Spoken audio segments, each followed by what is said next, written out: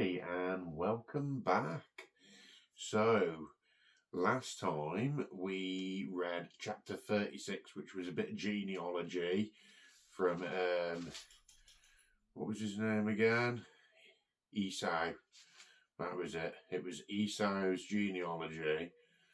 And then it goes on to Jacob and his son Joseph. And Joseph was his favourite and what have you. And then his brothers get jealous and they sell him off to caravan, and he ends up in Egypt with an officer for Pharaoh and captain of the guard. So now we continue on with chapter 38 of Genesis. There's only 12 more chapters to go, and we've completed the first book of Moses. And it came to pass at that time that Judah went down from his brethren and turned into a certain Adullamite, whose name was Hirah. And Judah saw there a daughter of a certain Canaanite, whose name was Shua, and he took her and went in unto her, and she conceived and bare a son, and he called his name And she conceived again, and bare a son, and called his name Onan. And she yet again conceived, and bare a son, and called his name Shelah. And he was Chezib, when she bare him. And Judah took a wife for his firstborn, whose name was Tamar. And Judah's firstborn, was wicked in the sight of the Lord, and the Lord slew him. Ooh. And Judah said unto Onan, Go in unto thy brother's wife, and marry her, and raise up seed to thy brother. And Onan knew that the seed should not be his. And it came to pass, when he went unto his brother's wife, and he spilled it on the ground, lest that he should give her seed to his brother.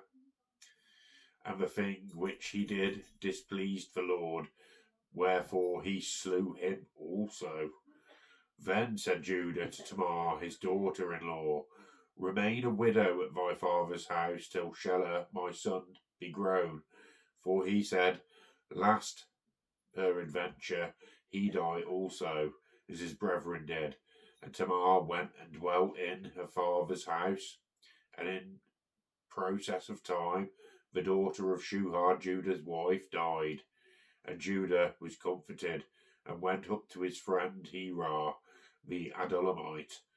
And it was told that Tamar, saying, Behold, thy father-in-law goeth up to Timnah to shear his sheep.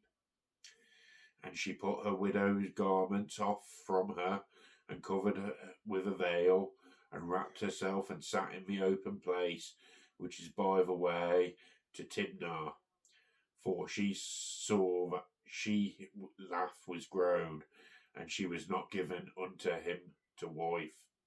When Judah saw her, he thought her to be a harlot, because she had covered her face. And he turned unto her, By the way, and go to, I pray thee, let me come in unto thee. For he knew not that she was his daughter-in-law. And she said, Wait, wilt thou give me that thou mayest come in unto me? And he said, I will send thee a kid from the flock. And she said, Wilt thou give me a pledge till thou send it? And he said, What pledge shall I give thee? And she said, Thy signet, and thy bracelets, and thy staff that is thine hand. And he gave it to her, and came in unto her, and she conceived by him.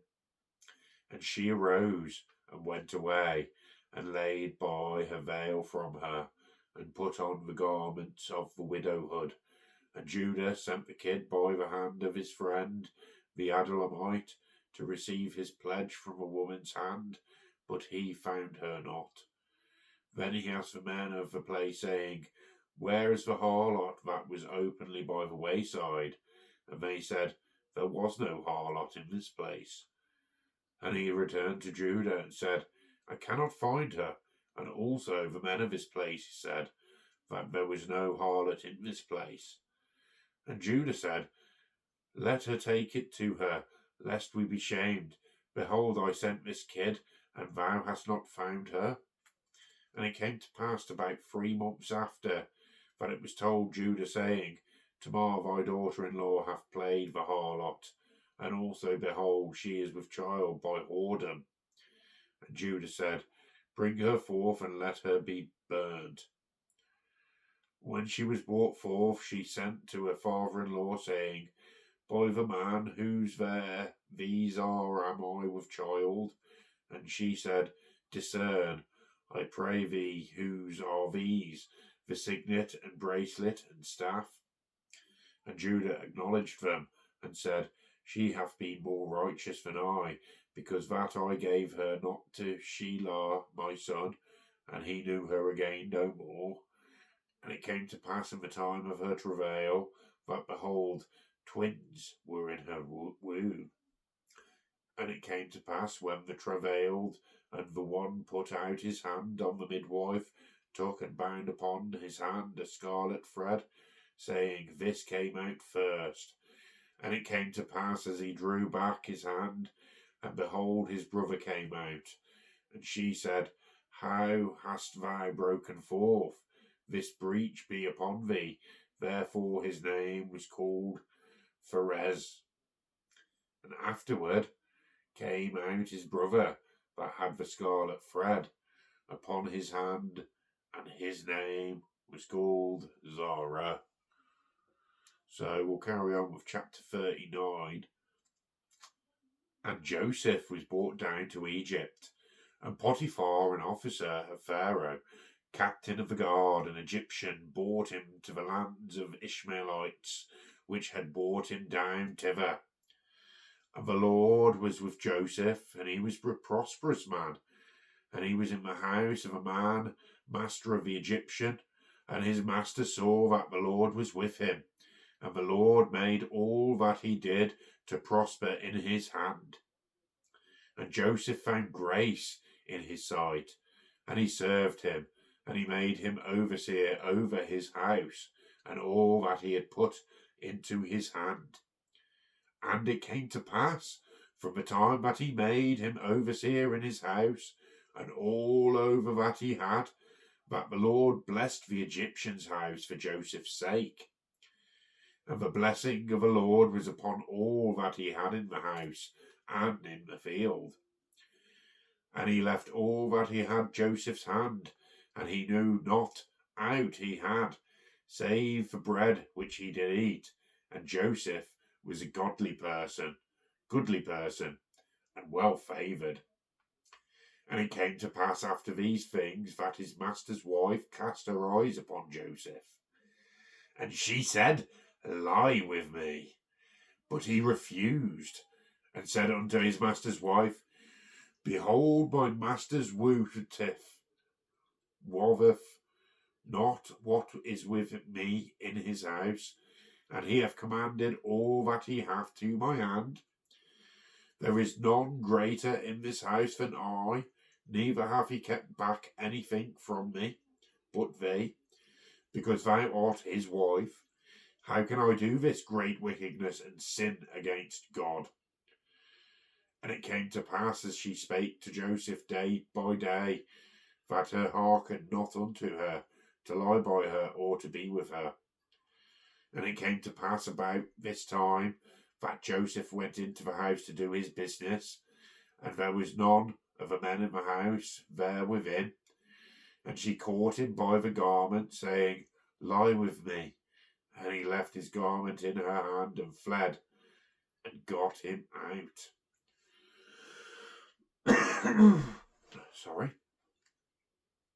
And it came to pass, when she saw that he had left his garment in her hand, and was fled forth, that she called unto the men of her house, and spake unto them, saying, See, he hath brought in Hebrew unto us to mock us. He came in unto me to lie with me, and I cried a loud voice. And it came to pass, when he heard that I lifted up my voice, and cried that he left his garment with me and fled and got him out. And she laid up his garment by her until his lord came home.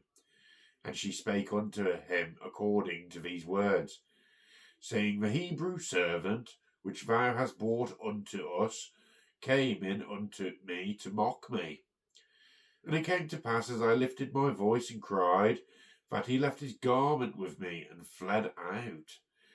And it came to pass, when his master heard the words of his wife, which she spake unto him, saying, After this manner did thy servant to me, that his wrath was kindled. And Joseph's master took him and put him into the prison, a place where the king's prisoners were bound. But he was there in the prison. But the Lord was with Joseph, and showed him mercy, and gave him favour in the sight of the keeper of the prison. And the keeper of the prison committed to Joseph's hand all the prisoners that were in the prison, and whatsoever they did there, he was the doer of it. The keeper of the prison looked not to anything that was under his hand, because the Lord was with him, and that which he did, the Lord made it to prosper. And that was Genesis 38 and 39. Yeah, 38, 39. Okay, thank you very much for joining me, and I'll catch you soon. Okay, bye.